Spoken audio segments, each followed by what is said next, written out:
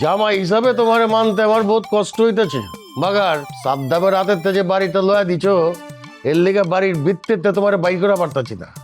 আব্বা এইগুলো কি ধরনের কথাবার্তা? বদি এখন আমার হাজবেন্ড, ওর সাথে তুমি এই ধরনের কথাবার্তা বলতে পারো না। আর সাদ্দাম ভাই বদিকে যে পরিমাণে ভয় পায়, বদি আমাদের যে উপকারটা করছে এই জন্যই তুমি বদিকে বিয়ে করছি। কেমতে দোয়া করি, মাইন্সের কাছে এখন কি জবাব দিব?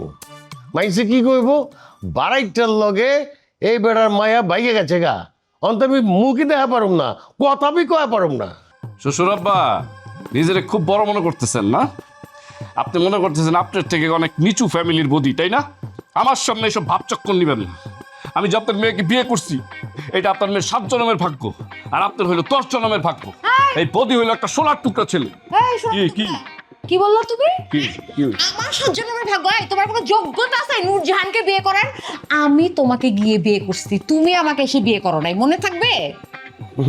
বিয়া তো করছ, বিয়াটা কইরা নিজের পায়ে কুড়াল মারলি রে মা। হায় হায়, আমার শ্বশুর তো মানুষ না, একটা অমানুষের সাথে আত্মীয়তা করছি। শুনেন আব্বা, আমার যদি একবার রাগ উঠা যায় না, তাহলে কিন্তু সাদ্দামের কাছ থেকে যে বাড়ি নিয়ে আসছি না, সাদ্দাম আবার দিয়ে দিব। তারপর আপনি বসে বসে আঙুল চুষে বেইমান দেখছি, আপনার মতন বেইমান আমি দেখি নাই।